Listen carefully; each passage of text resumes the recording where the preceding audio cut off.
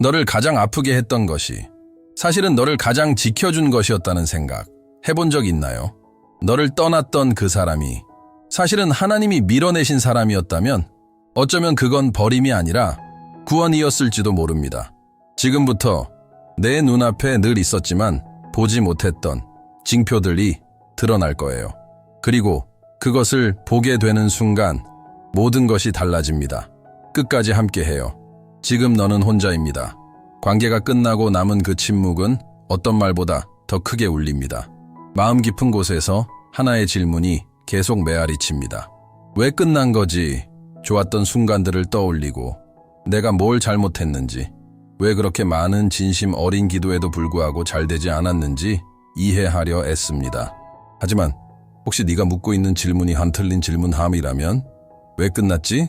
가 아니라 하나님은 나를 무엇으로부터 지키신 거지? 라고 물어야 했다면 때로는 거절처럼 보이는 것이 보호입니다. 버림처럼 들리는 것이 사실은 구출입니다. 하나님은 보이지 않는 곳에서 일하십니다. 우리가 보지 못하는 것을 보시고 겉으로 드러나지 않는 진짜 모습과 이루어지지 않을 약속의 뒤편을 알고 계십니다. 그래서 어떤 관계가 무너지는 것을 허락하실 때가 있습니다. 그건 네가 고통받아야 해서가 아니라 더 큰 상처로부터 너를 지키기 위한 사랑입니다. 그래서 어떤 사람은 갑자기 사라지고 설명 없이 문이 닫히고 아무리 기도해도 어떤 일들은 일어나지 않습니다. 영적인 세계에서 모든 부재가 손실은 아닙니다. 어떤 부재는 하늘에서 온 구원털입니다. 지금부터 하나님이 너를 지키고 계셨다는 이 가지 징표나를 보게 될 겁니다. 준비하세요. 첫 번째 징표는 이미 내 삶에서 일어났을 수도 있습니다. 너에게는 계획이 있었습니다. 꿈도 있었고 그 사람과 함께하는 미래도 그려졌죠. 장소도, 순간들도, 어쩌면 아이들까지도 상상했을지 모릅니다. 그런데 갑자기 모든 것이 무너졌습니다. 누군가 문을 세게 잠근 것처럼. 맞아요. 문은 닫혔습니다. 하지만 그 문을 닫은 건 하나님이 아니었습니다. 잠언 16:9은 말합니다. 사람은 마음으로 길을 계획하지만 그 걸음을 인도하시는 이는 여호와이시다. 우리는 계획하지만 길을 정하시는 분은 하나님입니다. 하나님이 문을 닫으실 때 그것은 징벌이 아니라 보호입니다. 조용한 음성으로 말씀하시는 것이죠. 이 길은 아니다. 받아들이기 어렵습니다. 아픕니다. 하지만 이렇게 생각해 보세요. 우리는 얼마나 자주 잘못된 길을 고집하다가 결국 아픔으로 배우나요? 예레미야 29:1은 선언합니다. 나는 너희에게 가진 계획을 안다. 평안의 계획이요. 재앙이 아니라 미래와 희망을 주려는 것이다. 하나님은 너를 망하게 하려는 분이 아닙니다. 이끄시는 분입니다. 너는 누군가를 잃은 것이 아니라 어떤 일을 피한 것일지도 모릅니다. 닫힌 문을 끝이라고 보지 마세요. 그건 방향 전환입니다. 때로 하나님이 너를 그 자리에서 데려오기 위해 택하시는 방법은 네가 늘 돌아가곤 했던 문을 잠그는 것이니까요. 그리고 놀라운 사실은 이 보호의 첫 번째 징표는 아주 초반부터 나타났다는 겁니다. 처음엔 모든 게 완벽해 보였습니다. 상냥했고 다정했고 말도 예뻤고 너를 특별하게 느끼게 해줬습니다. 드디어 기다리던 사람을 만난 것 같았죠. 하지만 시간이 지나자 무언가 변하기 시작했습니다. 정확히 말하면 가면이 벗겨진 것입니다. 다정함은 무례함으로, 관심은 무관심으로, 사소한 거짓말들, 갑작스러운 분노, 이해할 수 없는 이기심, 그 모든 것을 너는 합리화했지만 결국 그 사람은 떠났습니다. 남겨진 너는 이용당한 것 같고 어리석어 보이고 혼란스럽고 왜 미리 보지 못했는지 자책합니다. 하지만 어쩌면 그것이 바로 하나님이 보여주고 싶었던 진실이었습니다. 마태복음 7:6은 말합니다. 그들의 열매로 그들을 알리라. 하나님은 한꺼번에 모든 것을 드러내지 않으십니다. 시간을 통해 진짜를 보도록 하십니다. 왜냐하면 그 진실이 결혼 후에, 아이가 생긴 후에 드러났다면 상처는 훨씬 더 깊었을 테니까요. 초반에 본성이 드러나고 그 사람이 떠났다면 그건 버림이 아니라 구원입니다. 하나님은 말씀하십니다. 이게 그 사람의 진짜 모습이다. 이제 네가 선택해라. 그리고 만약 네가 이런 징표를 분별하는 영적인 감각을 키우고 다음번엔 마음을 지키고 싶다면 QR코드를 스캔해 무료 전자책 기도의 코드란을 다운로드하세요. 하나님의 음성을 더 선명하게 듣는 법을 배우게 될 거예요. 얼마나 많은 사람이 너를 사랑하는 마음으로 경고했나요? 걱정하는 부모님, 오래된 친구들, 형제자매, 네 마음을 알고 상대에게서 이상한 기운을 느낀 사람들, 이 관계 뭔가 이상해, 조심해, 저 사람 믿기 어렵다. 하지만 너는 감정에 휩싸여 화를 내며 말했죠. 여러분이 몰라요. 그냥 질투하는 거예요. 내가 알아서 해요. 사랑한 내 마음이 틀린 건 아니었습니다. 하지만 하나님의 음성에 귀를 닫고 있었을지도 모릅니다. 하나님은 여러 방식으로 말씀하십니다. 목사님을 통해, 꿈을 통해, 마음속 울림으로, 그리고 때로는 우리가 제일 무시하는 가장 가까운 사람들 칼을 사용하십니다. 왜냐하면 사랑하는 사람도 우리를 보호하고 싶어 하기 때문입니다. 그 목소리들이 반복되고 일치하고 강해진다면 그건 우연이 아닙니다. 확인입니다. 잠언 12:1호는 이렇게 말합니다. 미련한 자는 자기 행위가 옳다 여기나 지혜로운 자는 권고를 듣느니라. 모두가 말리는데 너만 고집하면 그 대가는 크게 돌아옵니다. 관계가 끝나고 고통이 오고 나서야 깨달아집니다. 다들 맞았구나. 하지만 자책하지 마세요. 지금이라도 깨달았다면 여전히 기회는 있습니다. 하나님은 돌이킬 수 없는 상처가 생기기 전에 너를 일으켜 세우신 것살입니다. 그리고 지금 이 순간 누군가가 너에게 경고하고 있다면 귀를 기울이세요. 그건 사람의 말이 아니라 사랑으로 위장된 하나님의 음성일지 모릅니다. 다음 부분에서는 가장 혼란스럽고 가장 위험한 징표에 대해 이야기할 거예요. 바로 이를 너를 붙잡으면서도 선택하지 않는 사람들에 대한 이야기입니다. 혹시 거의 연애라는 그 관계에 갇혀본 적 있나요?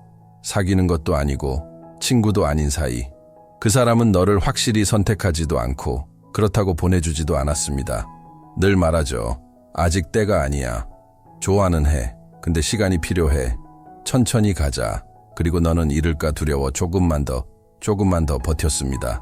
언젠가는 진짜가 될 거라 믿으면서. 그런데 어느 날 그 사람이 다른 사람과 나타났습니다. 공개적으로 사귀고 SNS에 웃는 사진을 올리고 너를 아무렇지 않게 지워버렸습니다. 아무 일도 없었던 것처럼 땅이 꺼지듯 무너졌죠. 분노, 수치심, 배신감, 그리고 속이 찢어지는 고통. 하지만 부서진 것은 사랑이 아니라 환상이었습니다. 하나님은 그 감정의 혼란 속에 숨겨져 있던 진실을 보게 하셨습니다. 지금은 아프고 불공평하게 느껴질지라도 기억하세요. 이것은 보호였습니다. 당신의 마음을 가지고 놀고 헛된 희망을 주고 당신을 기다리게 하면서 다른 삶을 살아가는 사람은 하나님이 보내신 사람이 아닙니다. 에베소서 5:6은 말합니다. 헛된 말로 너희를 속이지 못하게 하라. 헛된 말이란 바로 먼 너희도 없는 약속, 비어있는 선언, 희망으로 포장된 거짓입니다. 하나님은 당신을 혼란 속에 두지 않으십니다. 하나님이 주시는 것은 곧 평안입니다. 이 거의 연애의 끝은 사실 당신의 자유의 시작입니다. 다음으로 네 번째 징표, 가장 이해하기 어려운 순간에 대해 이야기해 볼게요. 바로 간절한 기도 후에도 하나님이 아니라고 하실 때입니다. 당신은 그 어느 때보다 깊이 기도했습니다. 무릎을 꿇고 금식하며 울며 간절히 외쳤습니다. 주님, 이 사람이 주님의 뜻이라면 확인시켜 주세요. 우리의 길을 이어주세요. 잘되게 해주세요. 그런데도 모든 것이 무너졌습니다. 관계는 더 이상 진전되지 않았고 차갑게 끝나거나 아예 시작조차 되지 않았습니다. 당신은 물었죠. 하나님, 왜 응답하지 않으셨어요? 하지만 혹시 하나님이 이미 응답하신 것이라면 그 답이 험까니요 였던 것입니다.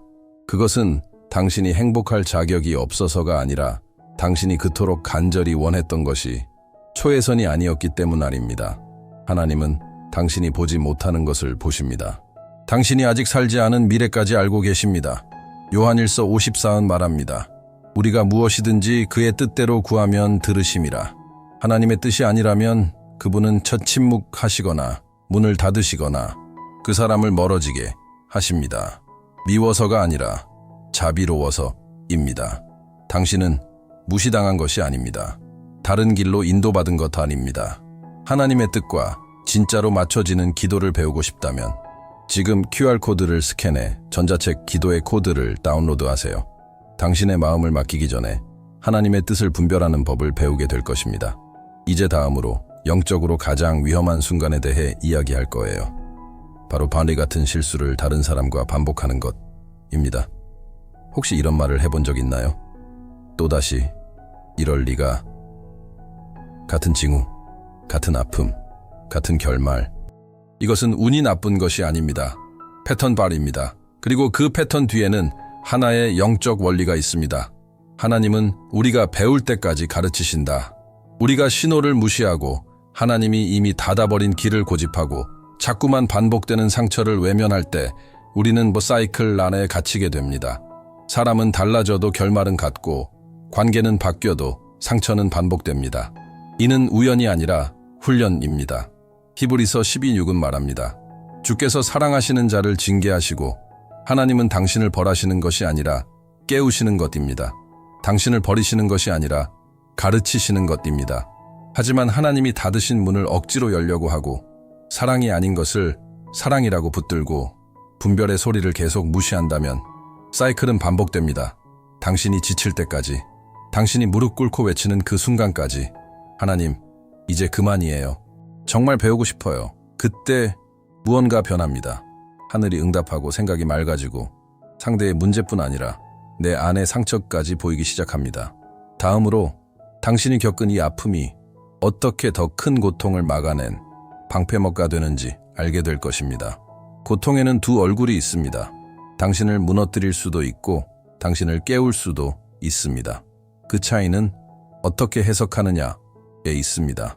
이 관계의 끝을 실패로 볼 수도 있고 혹은 하나님이 주신 거범계인 수업범으로 볼 수도 있습니다. 앞으로 당신을 지켜낼 지혜를 주기 위한 수업으로요. 생각해 보세요. 요셉은 형들에게 버림받고 노예로 팔리고 억울한 누명으로 감옥에 갇혔습니다. 모든 것이 비극처럼 보였습니다. 하지만 눈물 뒤에는 하나님의 계획이 있었습니다. 감옥은 궁전으로 가는 길이었고 버림받음은 죽음에서 벗어나는 길이었습니다. 당신도 그렇습니다. 이 관계의 끝이 아무리 아팠어도 당신을 앞으로의 더 큰 파괴로부터 보호한 것일 수 있습니다. 앞으로 닥쳤을 배신, 감정적 학대, 수령 안의 소모, 그 모든 것을 하나님이 미리 막으신 것 단나일 수 있습니다. 로마서 8:28은 말합니다. 하나님을 사랑하는 자에게는 모든 것이 합력하여 선을 이룬다. 눈물도 아픔도 이 이별조차도 고통을 낭비하지 마세요. 그 속에서 배우세요. 그 고통을 당신을 묶는 감옥이 아니라 다음 단계로 가는 다리만으로 만드세요. 이제 다음 부분에서는 하나님의 지연이 어떻게 가장 큰 사랑의 신호가 되는지 두 가지 성경 이야기를 통해 보게 될 것입니다. 혹시 하나님이 너무 늦게 오신 것처럼 느껴진 적이 있나요? 마르다와 마리아도 그랬습니다. 나사로가 죽었을 때 그들은 예수님께 전했습니다. 주님, 사랑하시는 자가 병들었습니다. 그들은 다 치유를 원했습니다. 하지만 예수님은 늦게 오셨습니다. 나사로는 죽었고 모든 것이 끝난 것처럼 보였습니다. 하지만 예수님은 늦으신 것이 아니었습니다. 그분은 완벽한 때를 기다리고 계셨던 것입니다. 치유가 아니라 부활함을 위해 모든 것이 죽었을 때만 하나님은 살리시는 분할임이 드러나기 때문입니다. 당신의 관계도 죽었을지 모릅니다. 하지만 하나님이 하시려는 일은 죽은 관계를 억지로 살리는 것이 아니라 당신의 믿음, 정체성, 미래시를 새롭게 일으키시는 것입니다. 이제 아브라함을 떠올려 보세요. 아들은 약속이었지만 그는 25년을 기다려야 했습니다. 그 과정에서 실수도 하고 앞서가려고도 하고 잘못된 선택도 했지만 때가 되었을 때 약속은 이루어졌습니다. 하나님의 시간은 한 번도 빗나간 적이 없습니다. 지금 당신이 너무 오래 기다리는 것 같고 아무 일도 일어나지 않는 것 같고 고통 속에 혼자인 것 같다면 지금 QR코드를 스캔해 전자책 기도의 코드를 읽어보세요. 기다림의 시간에 무엇을 해야 하는지, 어떻게 믿음으로 기도해야 하는지, 그리고 하나님이 준비하시는 것을 위해 영적으로 어떻게 서 있어야 하는지 알게 될 것입니다. 다음으로 진실을 바라볼 때 어떤 변화가 시작되는지 이야기해 볼게요. 진실 없이는 치유도 없습니다. 내가 뭘 잘못했지? 왜 나는 부족했지? 내 탓일까? 이 질문들 속에 머물러 있는 한 마음은 계속 보이지 않게 피를 흘립니다. 하지만 물어야 할 질문은 내가 무엇을 잃었나?가 아닙니다. 하나님이 나를 무엇으로부터 지키셨나?입니다. 치유는 끝이 필요했다는 사실을 받아들일 때 시작됩니다. 그것은 버림이 아니라 보호였습니다. 징벌이 아니라 돌봄이었습니다. 떠남이 아니라 사랑간이었습니다. 겉으로는 완벽해 보였던 것이 사실은 시한폭탄이었다는 현실을 받아들이는 것은 고통스럽습니다. 하지만 바로 그 지점에서 하나님의 은혜가 드러납니다. 당신이 얼마나 붙잡고 기도했든 하나님은 사랑하셨기 때문에 아니라고 하셨습니다. 당신이 매달렸어도 하나님은 떼어내셨습니다. 당신이 고집했어도 하나님은 문을 닫으셨습니다. 그리고 이제 선택은 당신에게 있습니다. 이미 끝난 것에 붙잡힐 것인지 아니면 곧 시작될 것을 맞이할 것인지. 시편 147전 3은 말합니다. 그는 상한 마음을 고치시며 그들의 상처를 싸매시는도다. 하나님은 단순히 구해내시는 것이 아니라 회복시키시는 분입니다. 그리고 회복은 진실을 마주할 용기로부터 시작됩니다. 다음으로 끝 이후에 하나님이 무엇을 준비하시는지 보게 될 거예요. 당신은 살아남았습니다. 그 사실 자체가 하나님이 아직 당신과 함께하고 계시다는 증거입니다. 고통은 지나갔고 사람은 떠났으며 사이클은 끝났습니다. 하지만 하나님의 계획은 계속됩니다. 하나님은 당신을 홀로 두기 위해 그 사람을 거두신 것이 아닙니다. 잘못된 것을 치우고 올바른 것을 들어오게 하시기 위해 그렇게 하신 것입니다. 그리고 이제 비로소 분명하게 보일 것입니다. 그 관계는 하나님이 당신과 함께 세우려는 것들을 지탱할 구조가 처음부터 없었다는 사실을, 하나님이 무언가를 거두어 가실 때 그분은 언제나 더 큰 것을 준비하고 계십니다. 항상. 하지만 새로움을 맞이하려면 낡고 상처투성이인 것을 내려놓아야 합니다. 병든 사랑을 붙잡은 채 건강한 사랑을 기대할 수는 없습니다. 하나님이 이미 치워버린 사람을 붙들고 있으면서 하나님이 보내실 사람을 기다릴 수는 없습니다. 이사야 43:1-9는 말합니다.